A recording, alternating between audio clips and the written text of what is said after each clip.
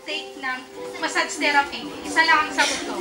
Hindi tayo balang araw tatanda tayo, hindi tayo magiging isang katulong lamang. Di ba po?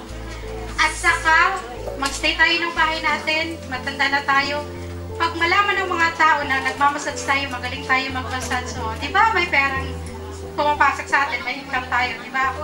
Yun ang talagang reason po. At talagang ang daming natutunan at saka ito magagamit wherever you go, in anywhere in this world. You can use it, your knowledge. You can spread it in the world. So, ang inisip ko naman po, paano ko naman po i-manage ang spa kung wala naman po akong kaalaman sa massage.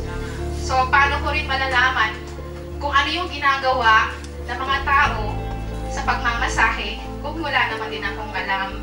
O kaya yung isang kliyente nag-request sa'yo na masahe siya. So, wala akong kaalam-alam. So, yun po, nagpursige po ako na pumasok po dito sa tulong po ng isang kaibigan. Nung nakapag-aral na po ako, laking pasasalamat ko po kasi napasama po ako sa TAP. Tapos nakapasa pa ako sa TESDA. Dahil nakapag-aral po ako talaga, inaamin ko na nag-aral po ako ng mabuti at sineryoso ko po ang pitugad. Dahil yung pong natutunan ko, nai-apply ko po ng maayos sa aking kapwa. At pag-uwi ko po ng Pilipinas, malaki po ang tulong na malaki pong tulong ang magagawa ng aking pinag-aralan dito. Sabi ko, hindi pwede na tatagal ako dito sa Hong Kong. That's why talagang pinursige kong mag-aral dito para makasama ko yung mga anak ko, lalo na't panay mga babae sila. Yun po talaga yung purpose ko kung bakit po ako sumali dito.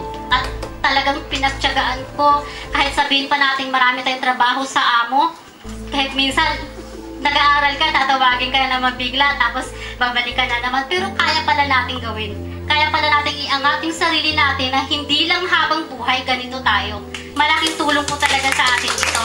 At saka isa pa po, yung nagkaroon po tayo ng tinatawag na talagang tiwala sa sarili. Yung pala, kailangan pala nating hawakan yun. At higit sa lahat, magtitiwala tayo unang-una sa ating Panginoon Diyos. 209,117 yung certified. So that's medyo mas mababa sa dati nating passing rate. But that's because of the change in the curriculum. We're hoping that somebody from the community or even from the Chinese community, kung meron siyang entrepreneurial spirit na who will decide to invest on putting up a permanent assessment center. Remediation training tawag doon para sa ating mga trainers. And at the same time, seriously look into the possibility of putting up a permanent assessment center. Okay, so congratulations again to those who have passed and to those who didn't make it. I hope that the spirits will not be dampened, and hopefully for the next assessment period, makapasa na kayo. Maraming salamat po. Magkakaroon ng another assessment, so just wait for our announcement. Doon sa mga nakapasa na, pag-usayan nyo yung inyong natutunang skill, gamitin sa tama.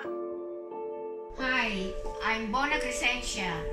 I'm one of the volunteers here in Polo, Owa, and I'm teaching massage therapy for almost 7 years. I'm encouraging most of the OFW here in Hong Kong because not only massage therapy they are offering here. We have a lot of trainings and it can help you in the future. My name is Chichi Rigaya, one of the student na massage therapy, Batch Chi.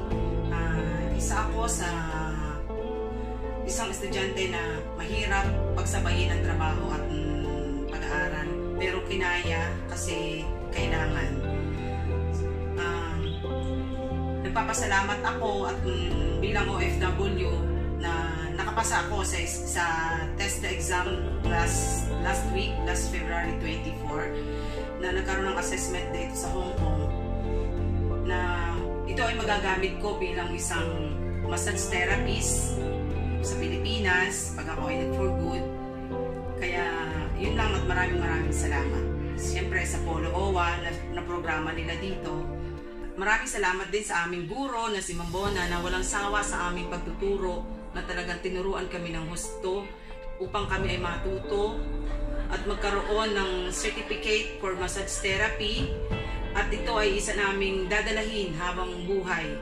At bilang OFW at habang naririto pa tayo, huwag tayong mabuhay ng basta kung saan lang napunta. Pumunta tayo ng OWA, marami din silang programa tulad dito, massage therapy, na makakatulong sa atin pag tayo ay nag-forward. Hello po sa lahat. Ako po si Lea Jean Hernandez from Mindanao. Kakagraduate ko lang po ng massage therapy sa Polo OWA. I am also a TESDA passer for massage therapist. Graduation po namin ngayon, March 3, 2019. I'm encouraging everyone na i-avail po natin yung mga libreng paaral galing sa Polo. Para naman po, pag mag-for good na tayo at umuwi sa ating kanya-kanyang lugar, mayroon na po tayong kakayahan at kaalaman na kahit kailan ay hindi maaagaw ng kahit sino. God bless po and more power sa Polo OWA.